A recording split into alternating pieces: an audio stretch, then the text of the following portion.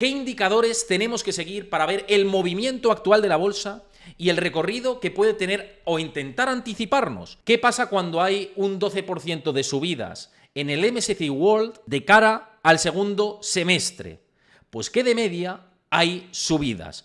En 1975 sí que hubo una caída del 1,06%, en 1983 2,69% de subidas en la segunda parte del año, en el 85 un 10,13%, y esto, una vez más, hay que remontarse a 1999 para ver algo similar. Estos son luces de alerta en el corto plazo, quizá para corregir, y que esto, digamos, la amplitud de mercado mejore un poquito más, pero que para 2025, si esto sigue de esta manera, entonces ya pues tengamos un ajuste mucho más importante sobre la base teórica. ¿Qué tipo de subida le queda a la bolsa antes de que se pueda producir un colapso, un retroceso o una caída? Lo vamos a ver ahora con detalle para que no os perdáis las posibilidades que tenemos dentro del esquema actual.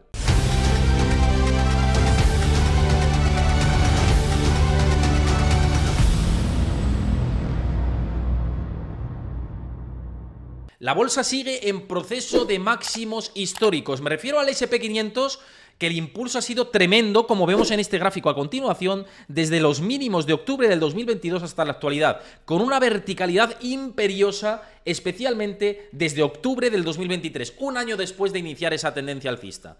¿Cuánto le puede quedar a esta tendencia secular alcista tan fuerte que vemos? Hay muchos datos en los que nos tenemos que centrar y que pueden mostrar, revelar esta situación actual de los mercados. Es decir, ¿qué margen de subida tiene el SP500 sobre el contexto actual en el corto plazo, en el medio plazo e incluso en el largo plazo? Gran parte de las claves de hoy se van a fundamentar en esto. ¿Qué indicadores tenemos que seguir para ver el movimiento actual de la bolsa y el recorrido que puede tener o intentar anticiparnos? Insisto, dividiendo en esos tres marcos temporales actualmente. ¿Qué quiero decir con todo esto? Que mucha gente, evidentemente, se pregunta si le queda subida a la bolsa. ¿Qué tipo de subida le queda a la bolsa antes de que se pueda producir un colapso, un retroceso o una caída? Lo vamos a ver ahora con detalle para que no os perdáis las posibilidades que tenemos dentro del esquema actual. SP500 en tiempo real, ahora mismo plano, 0%, 5.460 puntos, pero muy cerca de los niveles de máximos históricos. Como vemos ahí, este techo que se ha marcado, niveles bastante consolidados por aquí arriba y con un impulso muy claro al alza. El contexto es el que es. Ok. ¿Qué nos puede deparar ahora el mercado a partir de este punto? En el corto, medio y largo plazo. Todo es probabilidades, insisto. Nadie tiene la bola de cristal y si pensáis que desde este canal nos dedicamos a la adivinación, para eso lo dejamos a las clases de adivinación de Harry Potter. La adivinación nadie la sabe. Tratamos posibilidades y diferentes opciones. ¿De acuerdo? Ahora bien, vamos a ir a un punto que marca todo, sobre todo para entender las tendencias del momento en el que estamos. Uno de ellos es la estacionalidad. Antes, os recuerdo que si os gusta el contenido de este canal y lo queréis apoyar, para apoyarlo, dejad vuestro like en el vídeo de YouTube, suscribíos al canal si no lo conocíais y queréis apoyarlo, y dejadme vuestro comentario de cómo veis vosotros la bolsa. Pero no olvidéis, si queréis apoyar el contenido del canal, dejad vuestro like. Yendo a la estacionalidad, que lo estamos viendo aquí en pantalla, ¿qué marca la estacionalidad de julio? Que el conjunto del mes hay más subidas que caídas, en especial en el primer tramo de julio. La estacionalidad es súper favorable en el primer tramo de julio, como os apunté a través de mis canales y de mis redes sociales habituales. Y aquí lo marca. Peor momento. El peor momento es... El peor momento es el segundo tramo de julio. Y esto es julio por años. Y como veis, julio por años, hay más picos arriba que picos de rentabilidades negativas, como lo que vimos en 2020, por ejemplo. Esto es el punto clave de la estacionalidad. Pero vamos a ir más allá a indagar. Recordemos que estamos en un proceso electoral. Tenemos que partir de esa base. Estamos en un proceso electoral en el que las bolsas se mueven de manera diferente a cuando no hay proceso electoral. No con mucha distancia, pero sí diferente. En especial antes de que se produzca la carrera electoral definitiva. ¿Qué ha ocurrido este año? Que el rally se ha chupado la mayor parte de la subida ya. Es decir, estamos en un punto tremendísimo de subida. ¿Qué quiere decir esto sobre la base? Esto sobre la base lo que indica es, ¿puede seguir subiendo? Por supuesto que puede seguir subiendo. Puede terminar por encima de la media. Que la media es la línea rosa, esta que veis por aquí. Ese es el promedio de los años electorales. ¿Puede moverse por encima de la media? Perfectamente. Pero ¿esto va a seguir siendo un cohete de aquí a final de año? Esa es la principal duda de cara al corto y medio plazo. ¿Por qué? Pues por la incesante subida que ya ha mostrado hasta la mitad del año. Por consiguiente, no es descartable determinadas caídas para a posteriori terminar en positivo e incluso por encima de los niveles actuales. Pero cierta correlación a buscar ese cierto ajuste si seguimos patrones estadísticos y estacionales históricos. Esto como punto de partida. Pero os voy a mostrar el gráfico definitivo para ver en qué punto estamos, cuánto le puede quedar a esto de subida en ese medio plazo, de aquí a final de año, más allá de que pueda haber correcciones por el camino, que yo creo que las puede haber y por eso estoy ya cerrando la mitad de mi posición del SP500, porque creo que tiene que haber cierto apoyo para después buscar de nuevo el camino al alza.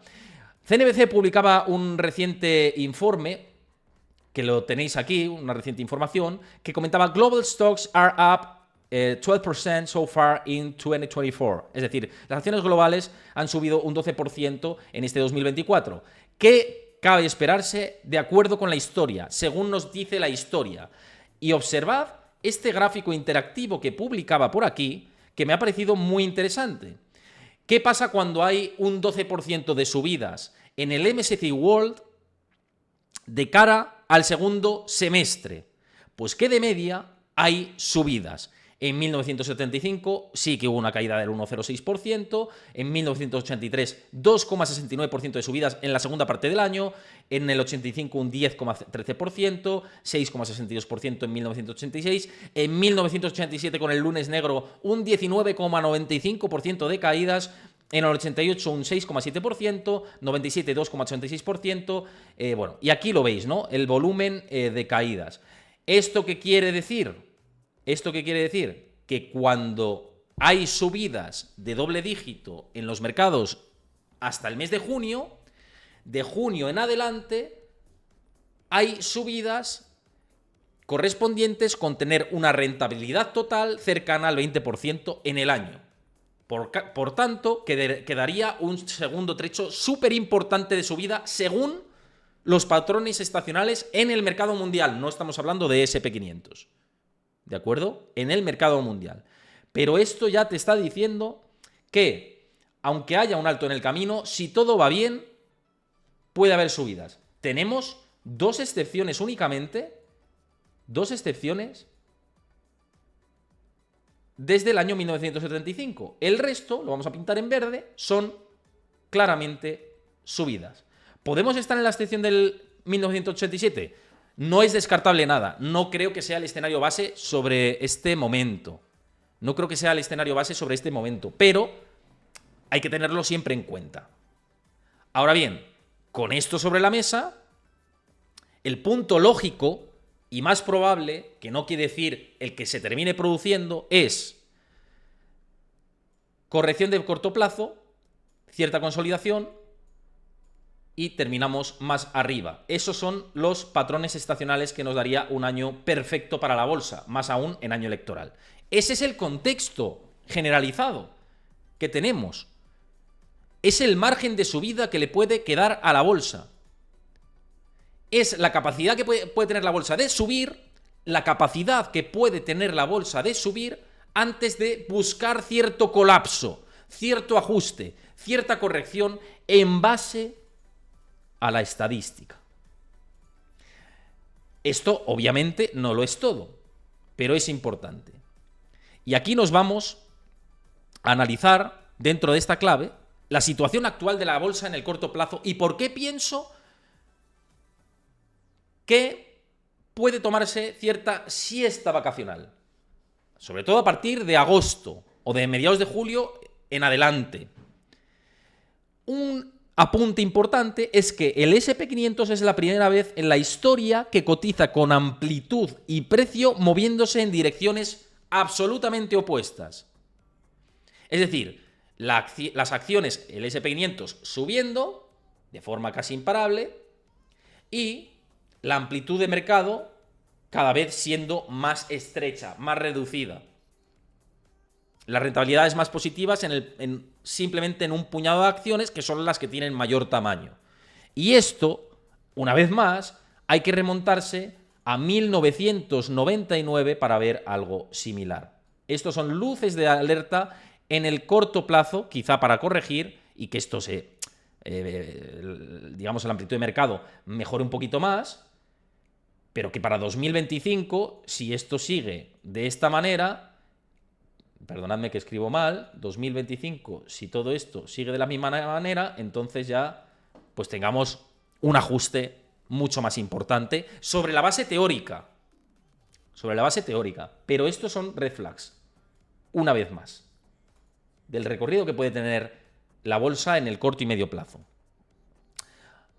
Otra situación que también hay que analizar, que os lo compartía por mis redes sociales, es la divergencia que existe ahora mismo entre la realidad macro y la cotización de las acciones, en especial de las tecnológicas, de todo lo vinculado al growth, del Nasdaq particularmente. ¿Qué hemos observado últimamente? Que el Nasdaq no ha parado de subir, mientras que las acciones tecnológicas, las sorpresas económicas han ido a la baja. Hay más posibilidades de sorpresas negativas de la economía, ahí tenemos la X como el mapa del tesoro, mientras que la bolsa ha estado de celebración en celebración, en celebración, en celebración. Esto es un cohete auténtico, ¿no? Subiendo. ¿Y qué ocurre? Que generalmente economía, sorpresas económicas y evolución de los mercados han ido de la mano. Algo se rompió en 2023. Fundamentalmente por la liquidez del gobierno de Estados Unidos. Eso es lo que hizo romperse, y observad, como publicaba Zero Hedge, el enorme diferencial que existe. El enorme diferencial que existe. Por eso digo que en este mes de julio o elegimos el camino de la inflación de nuevo o nos vamos a desaceleración. Y que hay que vigilar más allá de las estacionalidades que nos pueden marcar en el medio plazo, estructuralmente por historia, el camino que podemos tener, también los factores macro que pueden aparecer sobre el camino y desvirtuar toda la foto al completo. Y esto es una foto desvirtuada ahora mismo. Y que nos hace tener cierta cautela sobre el contexto actual. Ahora bien, claro, hay que pararse y no invertir. La realidad es que no hay que pararse y no invertir. La realidad es que cada uno tiene que hacer su análisis previo. Ahora voy a ir a lo más interesante que analizaba BCA en un último informe, que es, si viene una crisis económica, ¿cuál puede ser el suelo del SP500? Ojo a las conclusiones que saca y que vamos a comentar a continuación a lo largo del programa.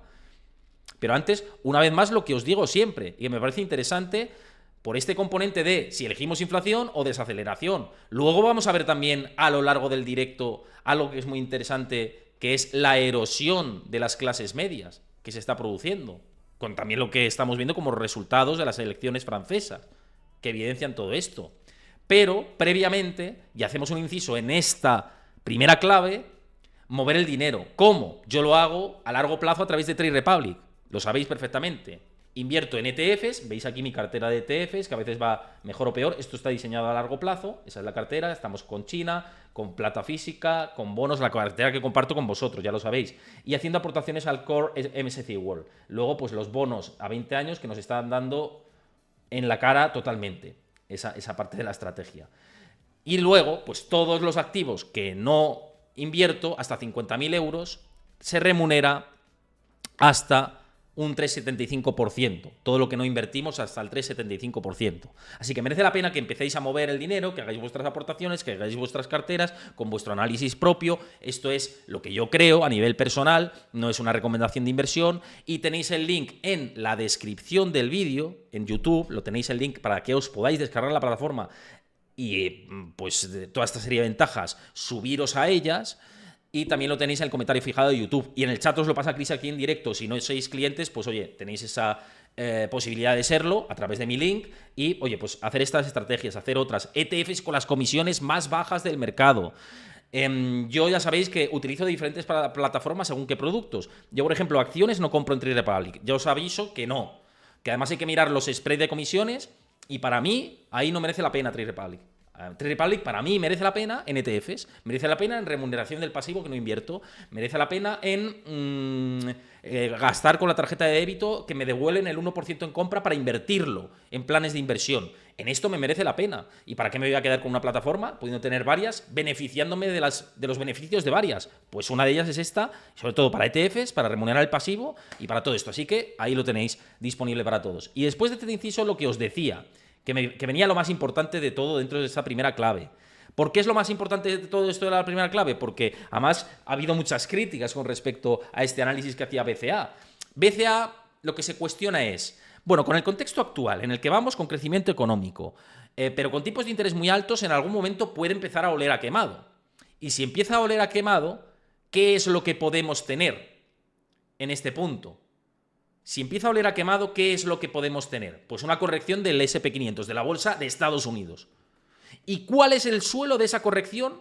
Según parámetros históricos y mirando el PER Forward, que es lo que sigue un poco para ver la evolución a futuro que podría tener la bolsa de Estados Unidos en ese contexto. Y el resultado que les da es que el SP500, sobre los niveles actuales, en ese hipotético escenario, insisto, podría caer hasta los 3.731 puntos. 3.731 puntos. Es el escenario base. Los 3.731 puntos. Mirando todas estas métricas. ¿Qué supondría esto? Una corrección de más del 25% sobre los niveles actuales. Creo que era de más del 25%.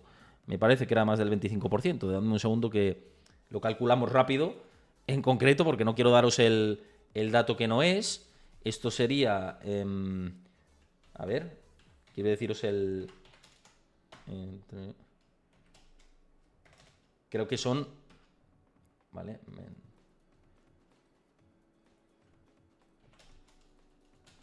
vale, sí, no, sería un 32,2% de caída, 32,2% de caída sobre el nivel actual. ¿Veis cómo yo sabía que lo estaba calculando mal?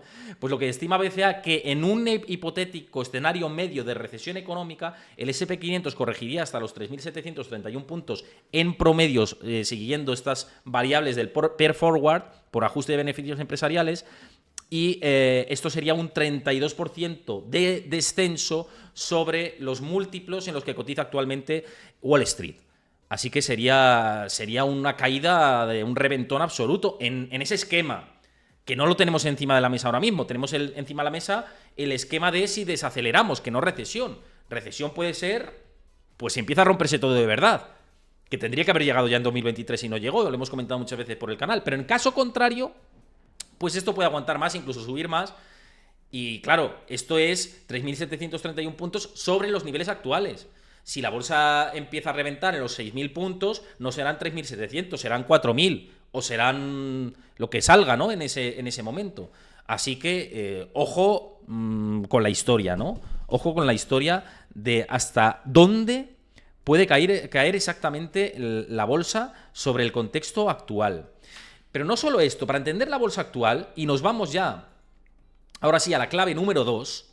Clave número 2 es la sobredimensión tecnológica que tenemos en este momento. Y cabe analizarlo porque es una clave fundamental de esta semana, para entender los movimientos a la alza y a la baja que estamos observando últimamente. Mirad cómo el índice general se va convirtiendo en los mercados en un índice tecnológico. ¿Estamos en un cambio de era o en una realidad? Mirad el SP500 sin tecnología y el índice tecnológico. Esto está convergiendo. Va a llegar un momento que, como sigamos esta tendencia, Fijaos, va a llegar un momento que como sigamos esta tendencia vamos a tener este movimiento. ¿Podemos ir a eso o habrá determinado ajuste? La última vez que nos acercamos tanto fue en la burbuja de las .com y no nos acercamos mucho. Entonces yo creo que hay un poco de las dos en este sentido. Es decir, pienso que vamos a futuro a un cambio de era, que la tecnología va a tener mucho más peso que la industria tradicional. Es una cuestión lógica de, pues si vamos a un mundo de más robótica, más inteligencia artificial, etcétera, pues la tecnología va a tener mucho más peso, pero que quizá esto se esté anticipando demasiado. Es decir, que estemos, y que seguramente crezcamos más sobre el punto actual, que estemos sobredimensionándolo excesivamente en un corto plazo, que no en un largo plazo. Es decir, que esto puede hacer así y terminar, pero aquí ha habido una corrección, ¿me explico? Entonces, vamos a eso. Yo creo que vamos a eso. ¿Qué refleja todo esto? Pues mirad, las 7 magníficas, observad el punto tan descomunal que hemos alcanzado, como las 7 magníficas ahora mismo valen mucho más que varios de los mercados más grandes del mundo. Las 7 magníficas combinadas valen más que la bolsa china, que la bolsa japonesa, que la bolsa india, que la bolsa francesa, que la bolsa de Reino Unido, que la bolsa de Canadá y que la bolsa de Alemania. Solo las 7 magníficas, que obviamente me vais a decir, claro, es que son las que más venden, son las que más generan, sí, pero esto lo que evidencia es el cambio de paradigma que tenemos, sencillamente. Que hayamos alcanzado los 15,7 billones de capitalización bursátil de todas estas compañías. Al margen de todo esto, aunque se produjera cierto ajuste que se tendrá que producir, vamos a tener niveles también más altos que el resto de las bolsas. Ha cambiado el paradigma. Estamos en una nueva era, pero que tiene que irse cocinando. Y se está cocinando muy rápidamente. Y cuando cocinas muy rápidamente un ingrediente, imaginaos en una receta de cocina, decís, voy a hacer una nueva receta y lo tengo que poner al fuego. Y lo pones al fuego máximo porque lo exige así. Pero como lo dejes al fuego máximo más de lo que se debe, se te quema. Se te quema. Y el problema es que dejemos al fuego máximo demasiado tiempo a las 7 magníficas. ¿Es una mala receta la que hemos hecho para la cocina? Pongamos que es una receta estupenda. No, no es una mala receta. Es muy buena. ¿Qué pasa? Que nos hemos pasado de cocción. Nos hemos pasado de cocina. Y con las 7 magníficas, ¿son malas estas empresas? No, son fabulosas. Son unas empresas fabulosas. ¿Qué ocurre? Que nos podemos pasar de cocción también. Nos podemos pasar de cocción también. Y ahí está el asunto de las tecnológicas y la sobredimensión tremenda. Que la analogía perfecta con todo esto es Nvidia. Es Nvidia de la situación de que estamos cocinando demasiado rápido. Estamos cocinando. Ya no entramos en precios-beneficios, sino mirad los precios venta a lo que cotiza Nvidia. 42 veces venta. 42 veces ventas. El SP500 cotiza 2,9 veces ventas, Google cotiza 6,9 veces ventas, Apple cotiza 8,7 veces ventas y Microsoft cotiza 14 veces ventas. Nvidia 42. Ahí está el tema, ¿no? Nvidia tiene unos márgenes del 75%. ¿Esto es sostenible en el tiempo? Ahí está la duda y la cuestión. Y lo que explica, en gran medida, el frenesí bursátil que vivimos a día de hoy. Por eso, ¿le puede quedar recorrido a todo esto? Claro que le puede quedar recorrido.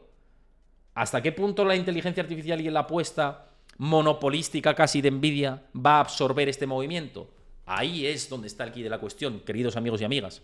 Ahí es donde la matan, como se suele decir, y lo que hay que observar, ¿no? Dentro de esta clave número 2, que, insisto, hay una sobredimensión tecnológica, tiene que haber determinado ajuste dentro de unos meses, que haya un determinado ajuste en las tecnológicas, precisamente lo que te invita a pensar es que habrá oportunidades en las tecnológicas muy grandes, pensando en muy largo plazo, por la revolución a futuro que va a seguir implementándose dentro de este espacio. Pero expectativas compradas en el presente quizá en algún momento se vuelvan exigentes. Y para ir con la tercera clave, vamos a ir con el alcista de los alcistas, de los megalcistas.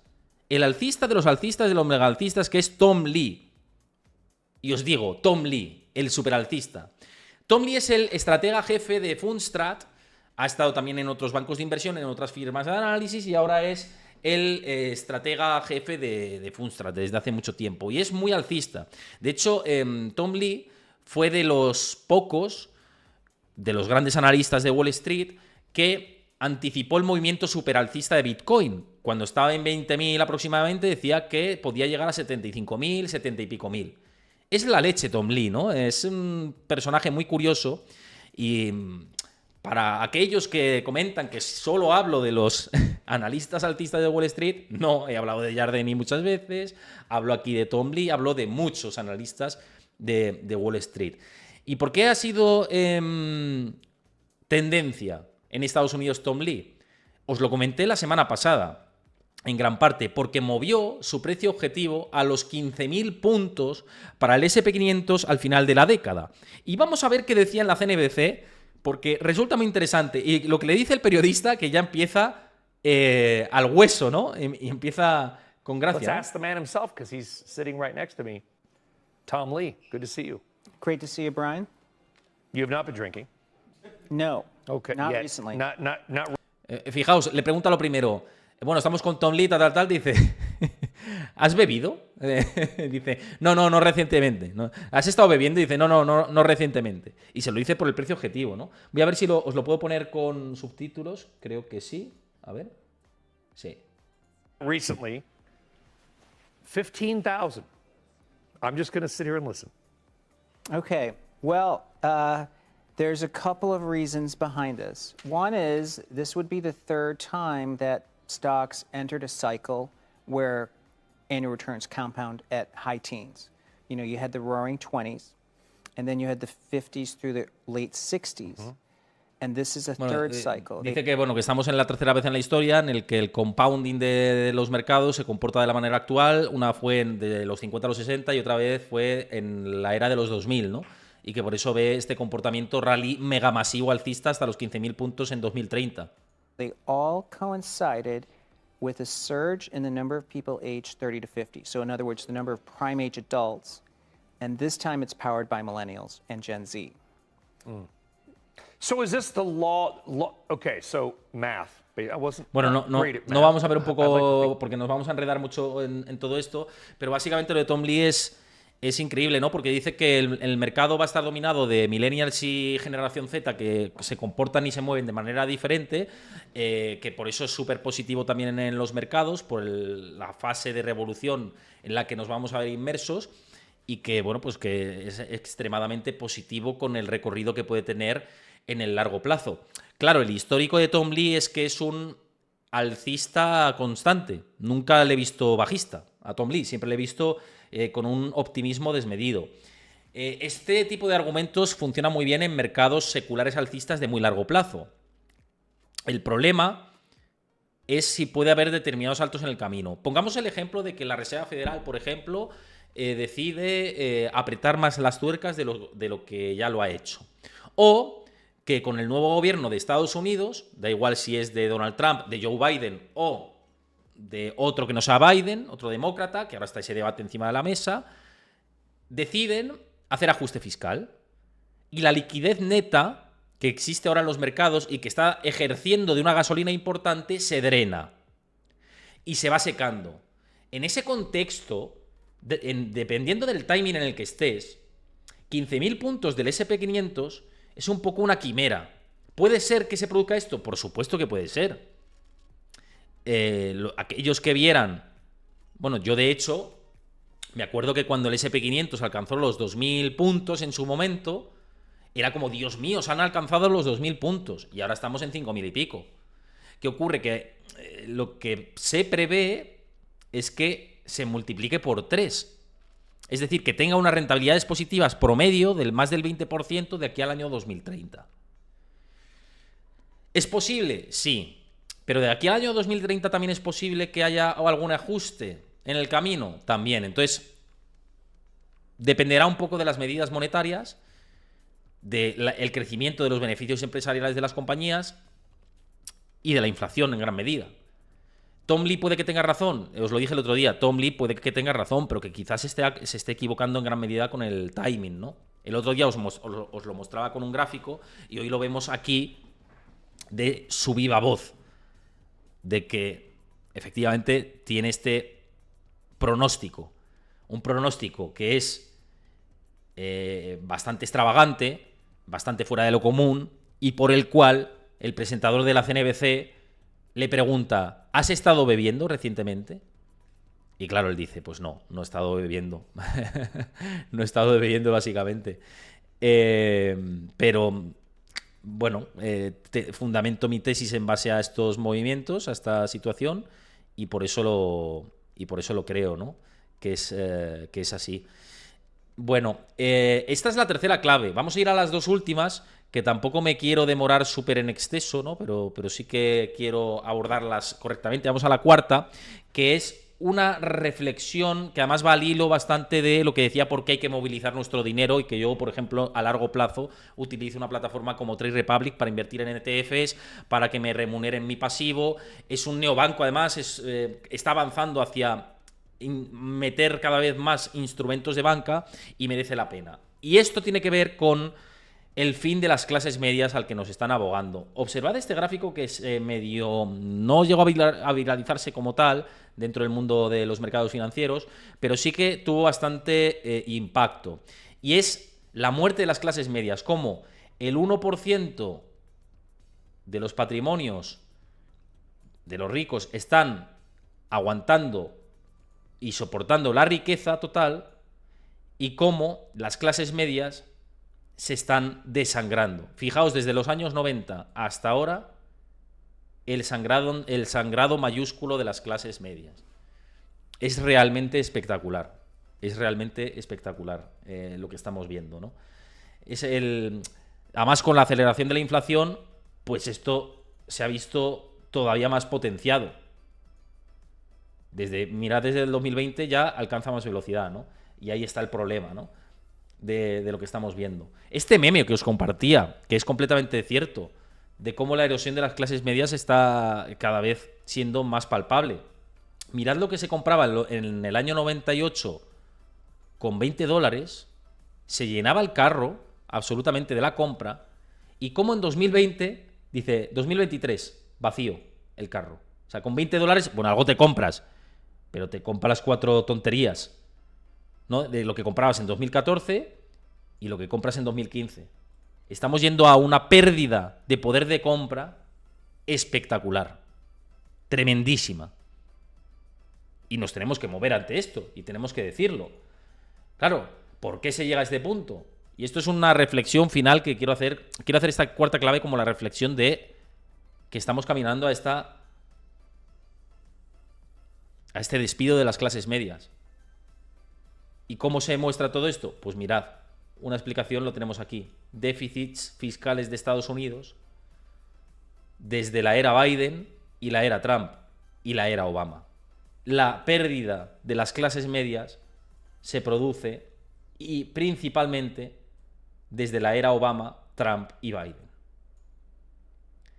Obviamente desde el año 90 también se produce todo esto, pero cada vez vamos a peor en Estados Unidos. Y si nos fijamos en Europa, tenemos este tipo de políticas también keynesianas de expansión fiscal, que estamos hipotecando nuestro futuro a costa de tener un presente que más o menos sea estable. ¿Y esto qué va a ocurrir con esto? Pues más ricos y menos pobres. Perdón, más ricos y menos clases medias. Cada vez más.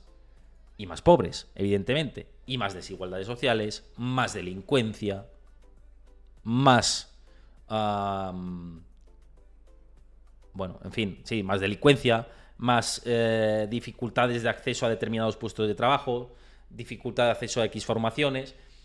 Y por eso yo creo que vamos hacia una década de populismos y de combatir las ideas radicales. Y esto va bastante ligado con lo que ha ocurrido en Francia, ¿no? Y lo que está sucediendo en Francia, que lo tenemos aquí, con la prima de riesgo.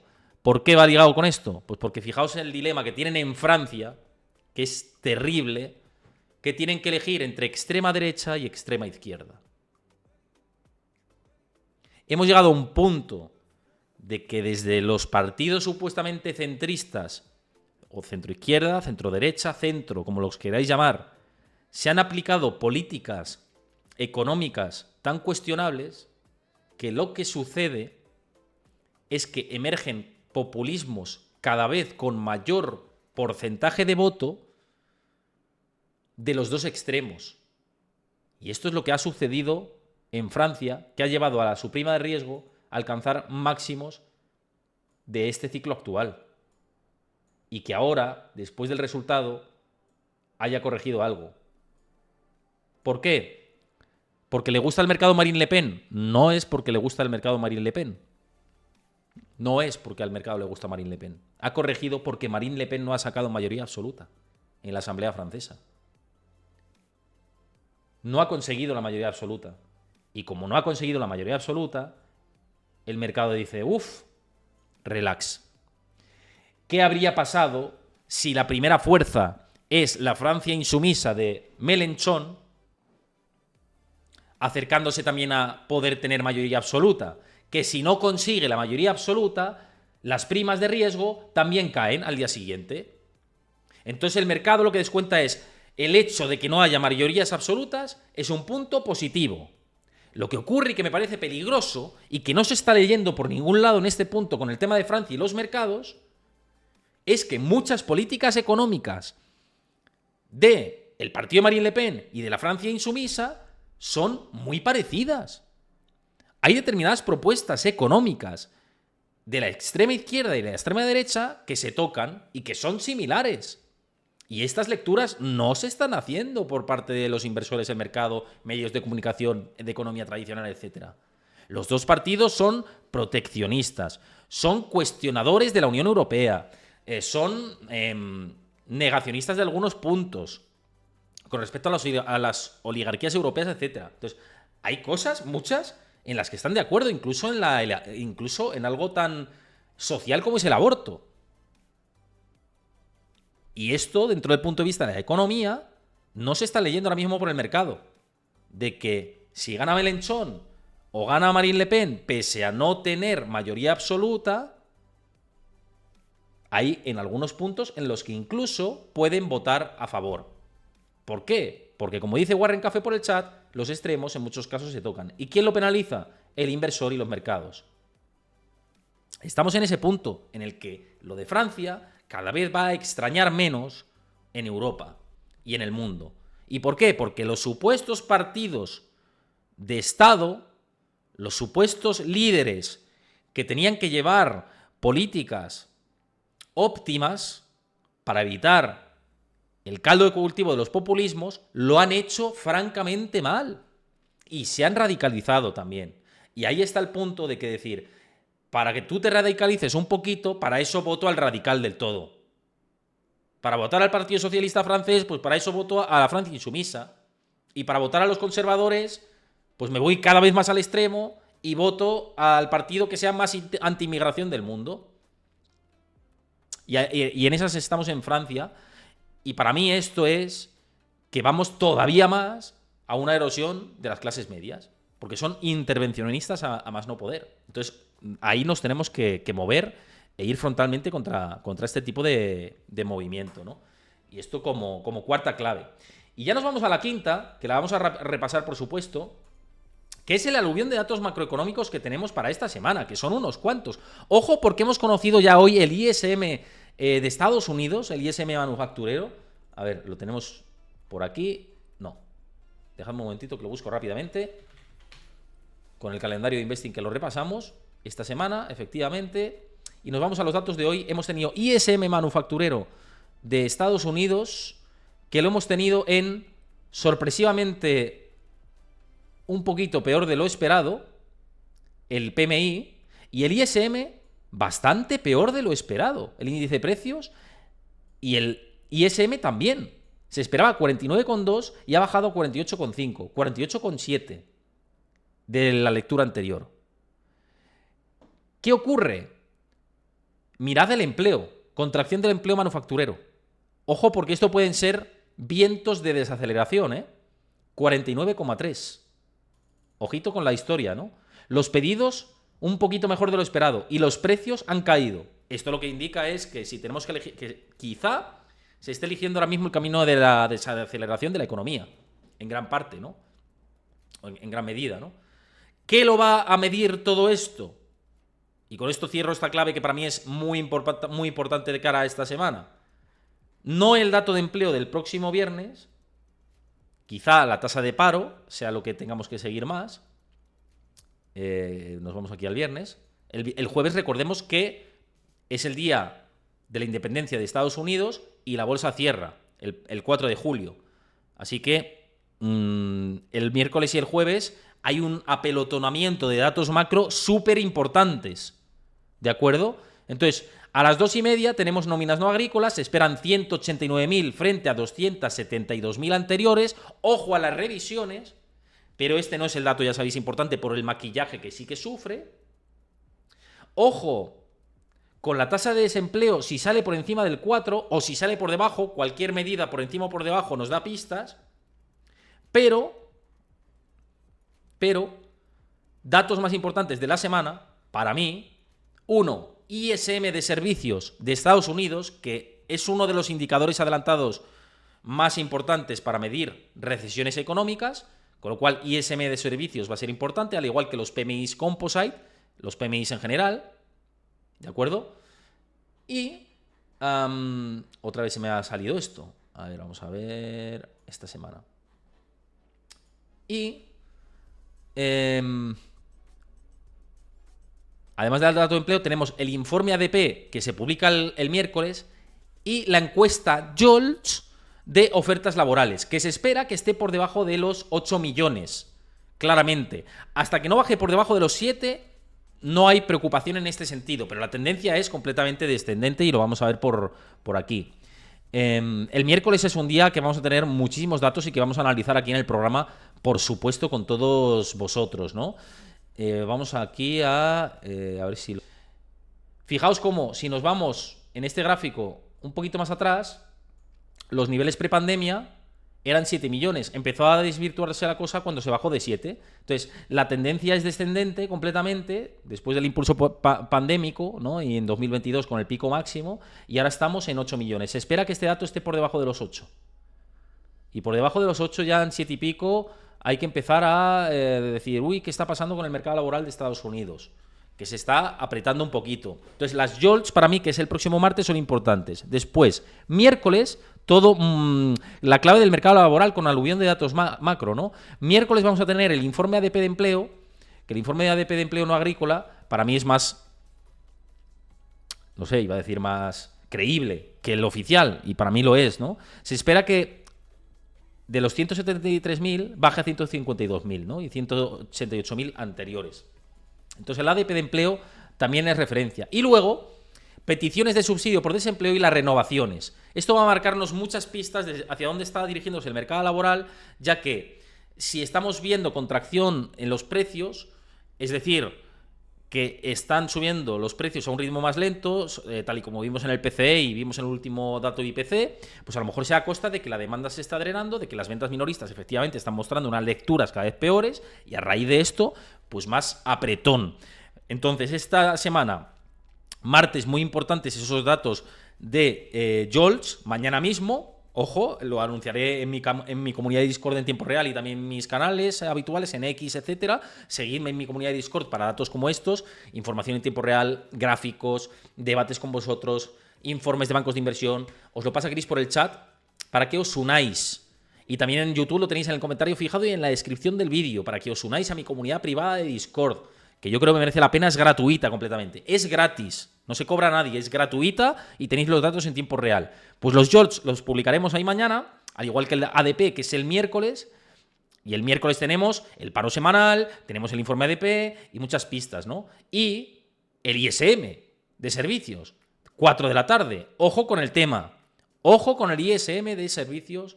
Ojo con el ISM de servicios, que puede marcar bastante el camino, ¿no?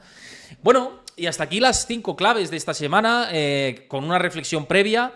Muchísimas gracias a todos por vuestro tiempo, espero que os haya gustado, que si os ha gustado y habéis llegado hasta el final, que por favor dejéis vuestro like para apoyar el contenido del canal y poder seguir haciendo este tipo de contenidos. Muy importante tener vuestro feedback por mi lado desde YouTube, y que me dejéis vuestro comentario, que os ha parecido. Oye, Héctor, me encantan tus análisis, no me gustan nada, lo que sea, me lo dejáis ahí abajo, siempre desde el respeto se puede argumentar, y que os suscribáis al canal si no lo conocíais y compartáis este contenido con vuestros más allegados y vuestros conocidos que sean o estén interesados por el mundo de la economía. Así que muchísimas gracias a todos y espero que sigáis apoyando este contenido.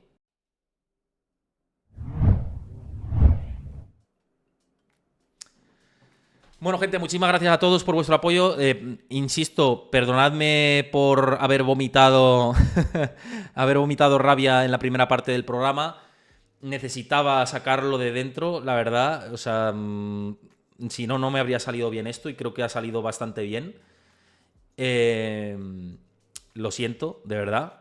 Pero lo siento porque porque al final no me tengo que dedicar a esto, ¿no? No me tengo que dedicar a estallar y estas cosas, ¿no? Pero soy humano y pues estoy muy cabreado. Estoy altamente cabreado con la administración pública y con Hacienda en particular, porque no entiendo nada. No entiendo este acoso y derribo cuando ya se han pagado las cosas. Y bueno, pues espero que se solucione pronto, como decís por aquí. Muchísimas gracias por vuestra comprensión, por estar de acuerdo con ello.